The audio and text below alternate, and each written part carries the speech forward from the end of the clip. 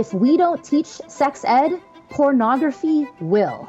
And that is definitely not what schools want or what parents want. Justine, you mentioned the backlash you faced. The media took up your story, you were removed as a consultant, and there was quite a fierce reaction towards you. Can you explain a little bit about that? There was so much pushback and so little communication with me and my actual curriculum. If we move on to the political climate right now in the US and with the elections coming up, how much is sex education actually playing into these elections?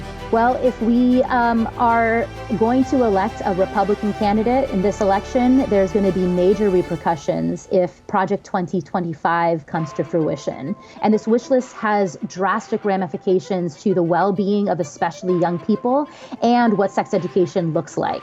Hello and welcome to Connected. I'm Divya Gopalan. The US elections are just weeks away, and it's the first one since the 2022 overturning of Roe v. Wade, a law protecting access to abortion in the country. Reproductive freedoms and sex education have become a talking point, and for some, a point of contention in the run-up to the vote. In fact, this year, over 150 bills relating to sex education were introduced across state legislatures. The majority of them, although still under deliberation, aim to restrict the subject in schools.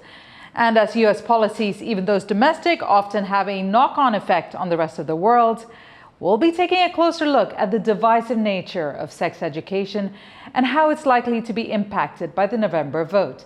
And for this, we're joined by the award-winning sexuality educator, consultant, and professor at Antioch University, Justine Ang Fonte, speaking to us from California. Justine, great to have you on the program. Thank you very much.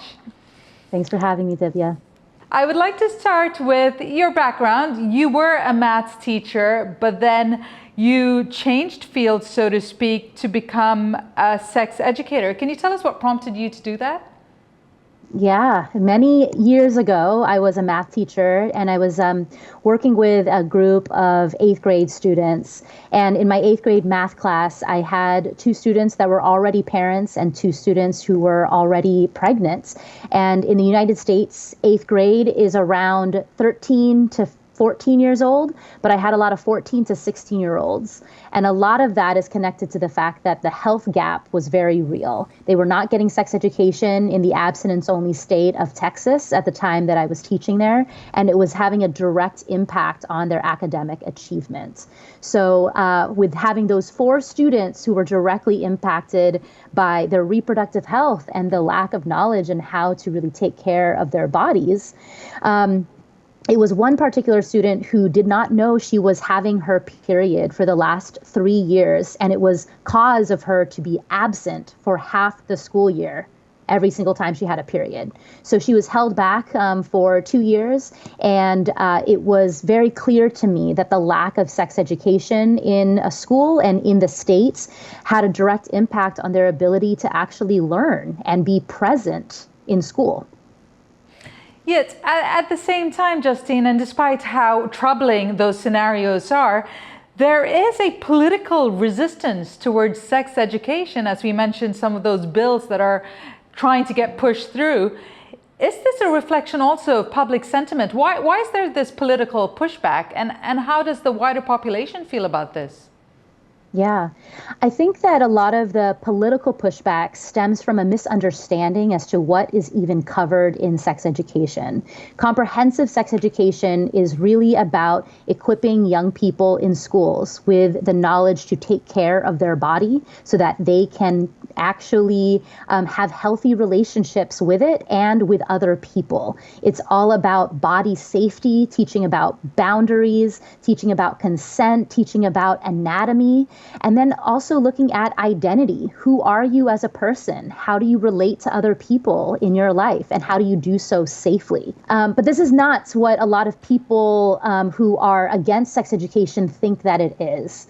Right, and currently only 5 US states have laws requiring comprehensive sex education, while 17 provide an abstinence-only curriculum. Associate Professor Christopher M. Fisher works in the areas of sexual and public health at Victoria University in Melbourne, and he tells us why comprehensive sex education is critical. in terms of things like unintended pregnancy, STI rates, HIV rates. Those are some of the kind of health-based markers that we'll use in the realm of sexual health. And you see considerably higher rates overall in the U.S.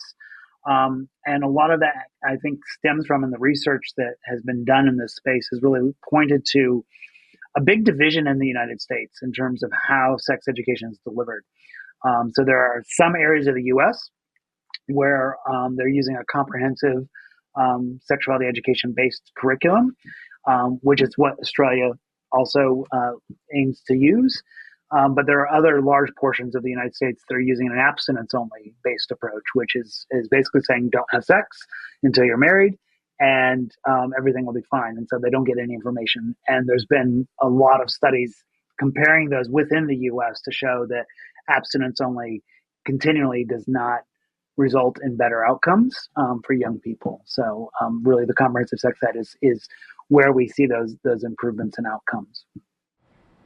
Now, we've heard some of the negative health outcomes, but we're looking at the social outcomes, especially when you compare those few states with comprehensive sex education to those that are focusing on abstinence, or perhaps not even rolling out any kind of sex education. What would you say would be the biggest difference in the impact of the young people? There's big ones. When there is not comprehensive sex education present in a young person's life, it increases the rates of bullying for themselves and the people that are around them, or they themselves become the perpetrators. There is higher rates in suicides for LGBTQ youth who aren't receiving such education, and it is keeping children vulnerable to experiencing sexual abuse. It is leading to a higher rate in unplanned pregnancies and contractions of sexually transmitted infections. So the outcomes are dire, and they are so negative, and they are both physical and emotional, that are really impacting their ability to be a child. While educators agree that, yes, comprehensive sex education is important, there is the other issue of cultural backgrounds, particularly in classrooms in the US, where it's a society of immigrants and people from various backgrounds. How do you approach that then? Yeah. So the issue that we are tackling often in the United States versus other countries where comprehensive sex ed is being received very well is that we are in such a heterogeneous society, and with this influx of different cultures and different religions and different value systems, it's hard for a lot of educators to be able to get families on board to what we know to be medically accurate and to be culturally competent here in the United States. And so with a lot of parents, they too have a misunderstanding that sex education is about teaching kids how to have sex. And that is not what it is. It is not going to cause them to have sex. It's not going to cause them to have more sex. The data is very clear that it actually increases levels of scrutiny in the relationships that they engage in, that delays sexual initiation. And if they do choose to have sex, they are actually more likely to be using protection and to be using barrier methods that prevent pregnancy and STIs from being contracted. We know that their lives are safer, they are more fulfilled, they are more affirmed in their identities when they have this. So mental health, in turn, becomes one that is in support and in service of their ability to learn and to be a more successful academic and scholar in school. As an educator, is there a different, or should there be a different approach according to the child's socioeconomic background? Do they need to understand different things from people who come from different stratas of income? I think it's beneficial for our young people to know about the diversity that is present in the United States. Because if we aren't taking an intersectional approach that looks at different identities that are very present here in this diverse nation, then we're going to be missing a lot of ways to really interact with people with empathy. We aren't a homogenous society, so we have to address the differences and show how those differences aren't things that make one more marginalized or weaker. It's actually what makes us such a vibrant nation, and one that we can really thrive in really appreciating and respecting that diversity, as opposed to seeing that difference as something negative or holding us back. If we move on to the political climate right now in the US and with the elections coming up, we've seen reproductive rights being discussed a lot more on various platforms. But how much is sex education actually playing into these elections? Well, if we are going to elect a Republican candidate in this election, there's going to be major repercussions if Project 2025 comes to fruition. And this is kind of like a wish list for the Republican Party. And this wish list has drastic ramifications to the well-being of especially young people and what sex education looks like. It's really a Republican agenda that is meant to criminalize a lot of what we are trying to do to create bodily autonomy, not just for young people, but for people and their reproductive freedoms and for the identities that they hold. So there's going to be a lot of challenge in being able to make sex education more accessible, since it will be banned in schools should Project 2025 come to fruition. There will be an end to gay marriage, an end to abortion access across the country. There will be an end to any type of gender education, education about race, and even other books that we have been trying to use to really propel and amplify what diversity looks like in our country.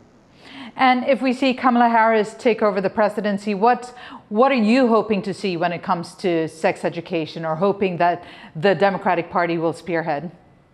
Yeah, well, the claims from the Democratic Party are that Project 2025 is only a one partisan agenda. And I hope that's true. But I don't see enough from the Democratic Party doing enough to push comprehensive education in sexuality to be a federal mandate. It is still state by state. And as you said earlier, only 5 states out of the 50 we have require comprehensive sex education. So there are so many schools that are still doing a disservice to what our young people deserve and need in order to live safe and fulfilling and healthy lives. Right, Justine, I want you to listen to this soundbite here. Now, according to opinion polls, most parents want to see sex ed in the US schools, but at the same time, they could be the biggest obstacle in implementing a comprehensive sex education curriculum. Therapist and author Liang Xiaomei tells us about the situation here in Taiwan. 那我真的觉得，的确要有正确的性观念、正确的性教育，否则其实有各种的疑难杂症，其实以后他们也很难面对嘛。可是老师又说我不敢教，他说很多新闻或者是很多老师他真的很用心，他真的想说啊这个点到为止，可是其实孩子会举手发问说老师什么是口交，还是老师就是什么是同性恋，那老师真的就会认真的想要好好的告诉孩子，因为与其他们自己上网然后片段的接受一些讯息，不如认真的对待，这其实是一个性态度。可是呢，他也真的有送课纲，然后有把那个教学计划送到学校去。那学校这边审核通过了，小朋友回家一跟爸妈分享他学到什么，爸妈就爆炸了，然后就检举老师，所以整件事情就发展得非常负面，而且这种事情一直不停的在出现。其实，在学校里有很多性的议题，老师也很想要多做一点，可是就为了保护自己，其实就会退缩了。Justine, as we heard there, there often is or could be some conflict or misunderstandings when it comes to the parental guidance or how they receive the information of what's being said in the classroom. And I know you've had experience of this. Can you explain about some of the issues that you faced and how you've managed to move on from that? Sure, Divya. I think the operative term that you used is misunderstanding. I have found that when parents have actually connected with me and partnered with me, have attended my parent workshops, have listened to my podcast, and looked at the curriculum that I actually teach, they are very much in favor of this being taught because they know that I am credentialed. They know that they are ill-equipped, but they know that they can partner with me to supplement the work that we are doing in our health classes. Oftentimes, parents are scared about the pornography that their child might encounter, and that is a very valid concern.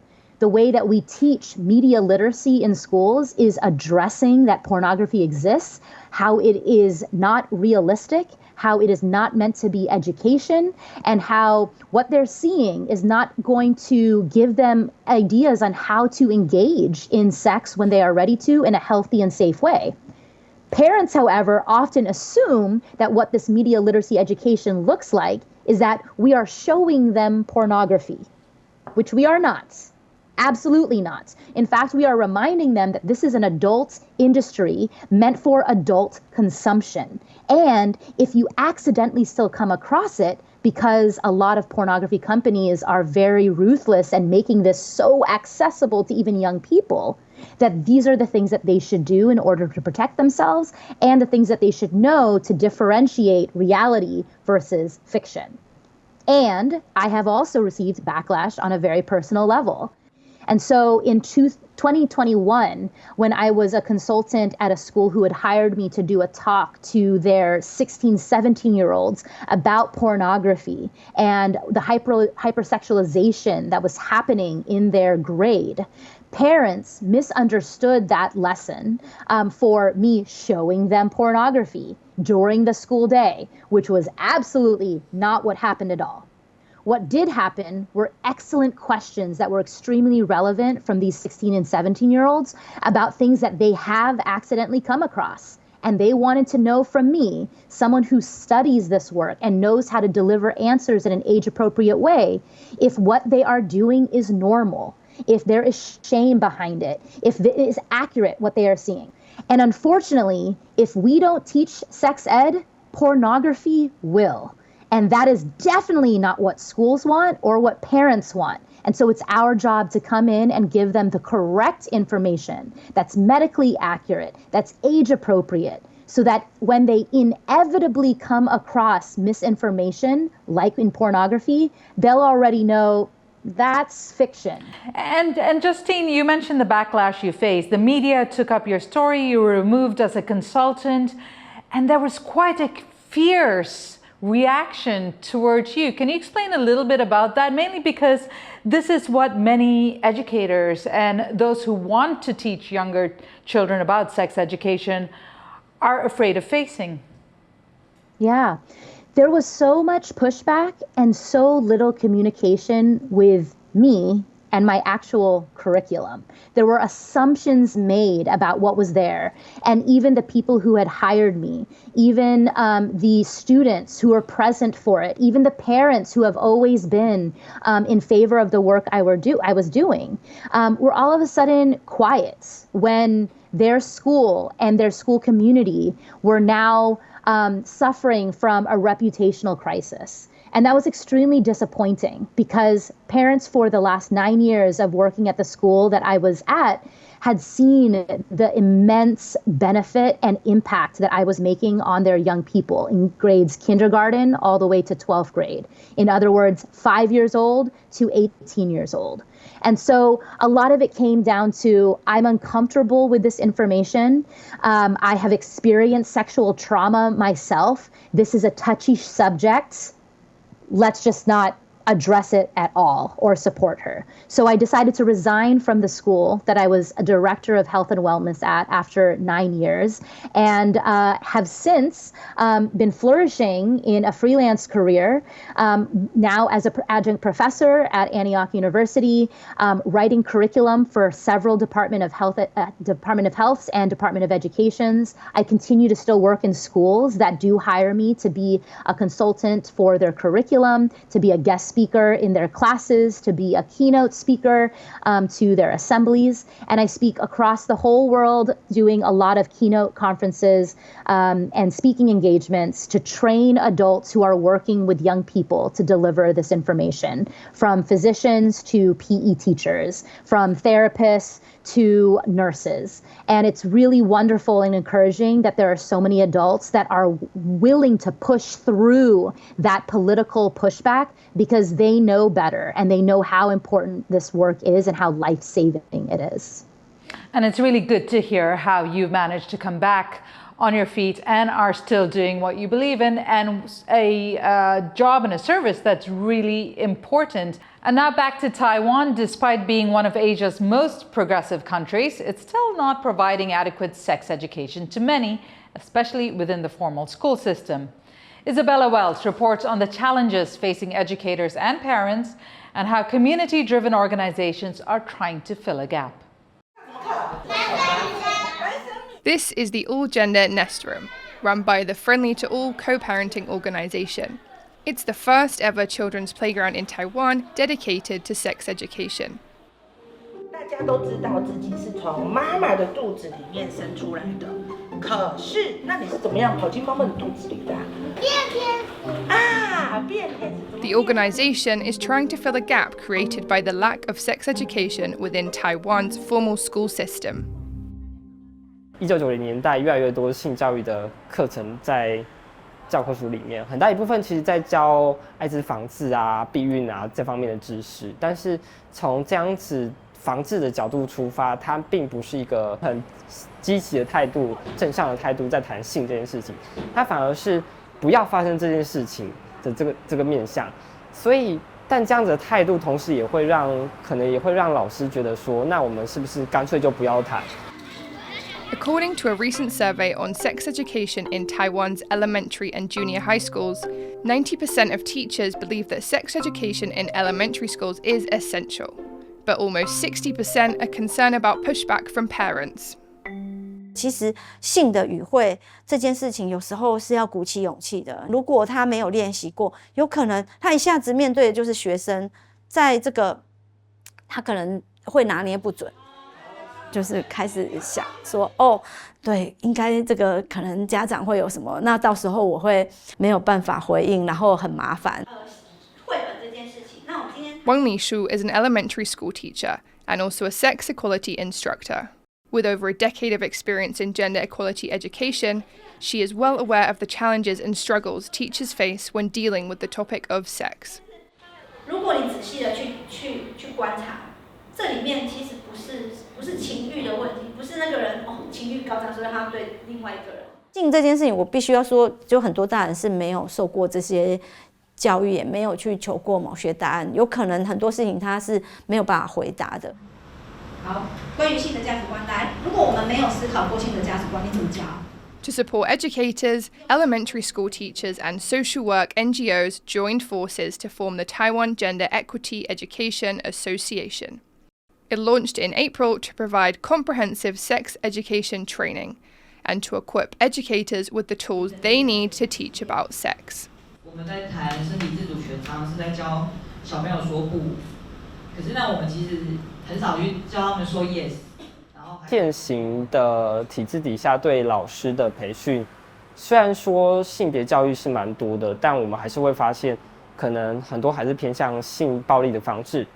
那对于整体比较全面架构的性教育的培训、性教育或情感教育这方面的培训，还是相对来讲比较少一点点。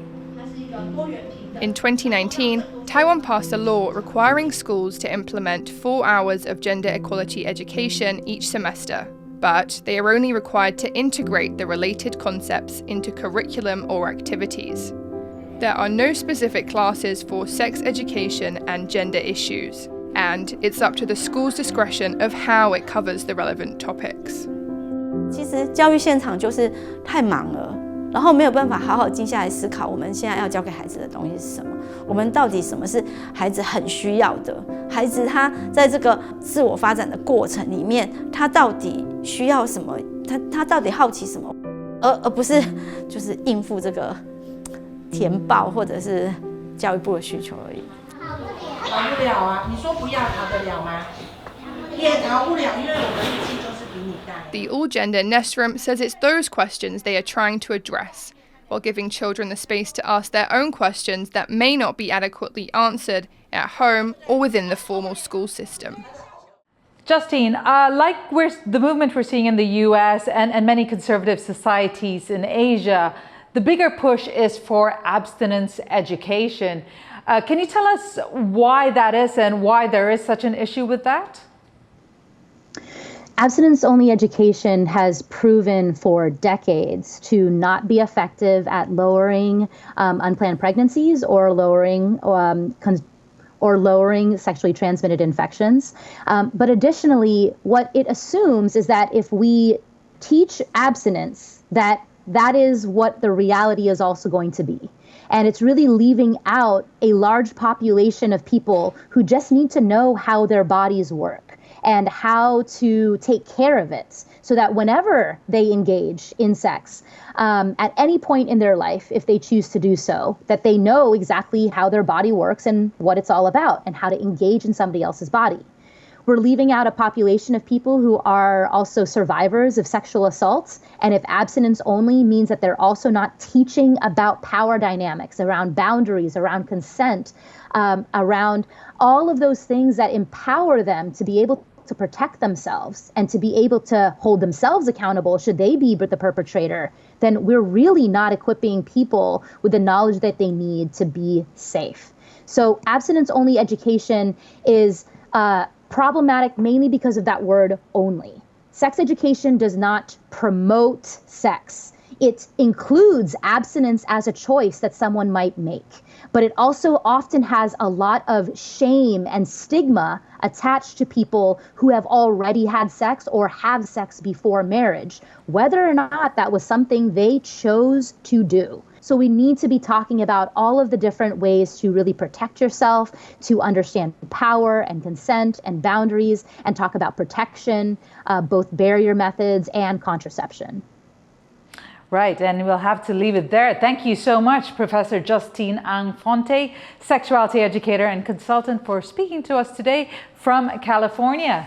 And for our viewers everywhere, it has been good to have your company. If you've enjoyed today's episode or have anything you'd like to add to the dialogue, do join the conversation on our social media. And remember, stay informed, stay engaged, and stay connected.